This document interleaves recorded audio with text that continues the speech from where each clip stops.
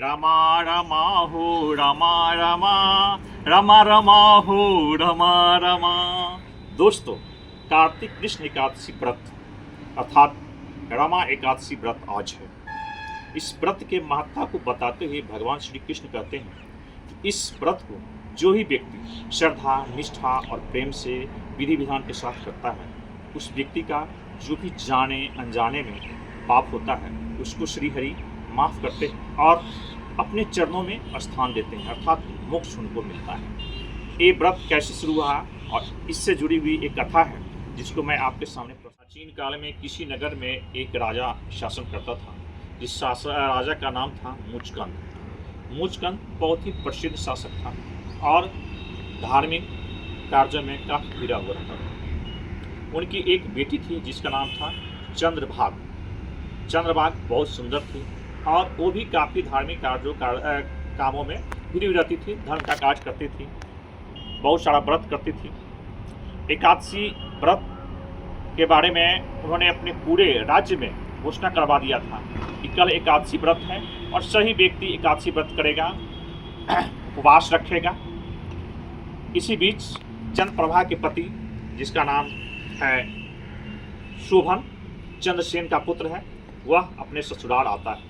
चंद्रप्रभा उनको देखकर तो बड़ी खुश होती है, लेकिन वह सोचती है कि शोभन काफ़ी दुबला पतला है और वो भूखे तो रह नहीं सकता।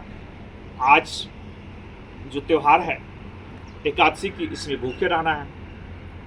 जब शोभन से इस बात पर उन्होंने बात किया तो शोभन कहा कि नहीं, मैं भी यहाँ रहूँगा और इस व्रत को करूँगा, और शोभन भी वहाँ रुक गए।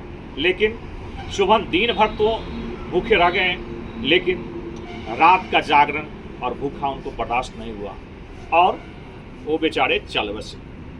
तो मुचकुंद दामाद जब मर गए तो उनको बड़ी विधि विधान से यहाँ पर श्राद्ध कर दिए और उनकी बेटी जो चंद्रभागा अपने पिता के साथ रहने लगी। कुछ दिन के बाद पुरानी बातों को भूल गई और शांति से रहती थी। इसी बीच एक ब्राह्मण था सोम शर्मा, जो जाता है मंदारांचल पर्वत पर।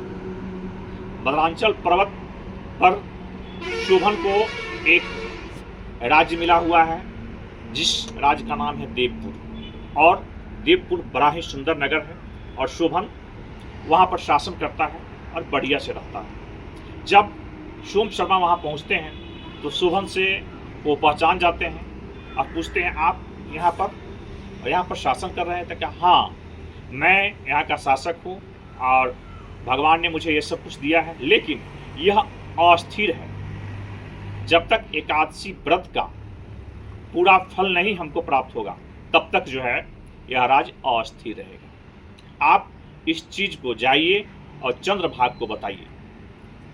सोम शर्मा वापस आते हैं उस राज्य में और चंद्रभागा को और उनके पिता मुचकंद को बताते हैं कि ऐसी बात है कि शोभन को भगवान ने मंदरांचल पर्वत पर देवपुर नाम का राज्य दिया है, जो काफ़ी सुंदर नगर है। लेकिन उनका यह कहना है कि यह नगर स्थिर नहीं है, अस्थिर है। जब तक रमा एकादशी व्रत का पुण्य इनको नहीं मिलेगा तब तक यह राज्य अस्थिर रहेगा। और उन्होंने कहा है कि मैं इस व्रत को किया था लेकिन पूरे मन से नहीं किया था, जिसके चलते यह राज्य अस्थिर है। आप अपनी पुत्री जो चंद्रभागा है उसको वहाँ भेजिए और उनके प्रभाव से वह राज्य अस्थिर हो जाएगा। चंद्रप्रभा कहे कि ठीक है, आप मुझे मेरे पति जो शोभन हैं उनके राज्य में लेकर चलिए। और इनका जो पुत्र है शोभन, उसका जो राज्य है वहाँ पर चंद्रभागा जो चंद्रसेन की पुत्र वधू है लेकर के सोम शर्मा नाम का जो ब्राह्मण है वह चलता है। बीच में मंदार जो पर्वत है उस पर्वत के पास एक ऋषि हैं, ठीक है। वो ऋषि पहले, जिसका नाम है वामदेव, चंद्रभागा का अभिषेक करते हैं और अभिषेक करने के बाद उसका शरीर दिव्य हो जाता है और वो दिव्य शरीर के साथ अपने पति के पास पहुंचती है और अपने पति के बाएं बगल में बैठती है और एकादशी व्रत के प्रभाव से उसका पूरा राज्य स्थिर हो जाता है और जब तक महाप्रलय नहीं होता तब तक उसका राज्य बचा हुआ रहता है। ये कथा बहुत बढ़िया से मैंने कहने की कोशिश किया है और आप सभी को रमा एकादशी व्रत की ढेरों शुभकामनाएं। फिर मिलेंगे, धन्यवाद।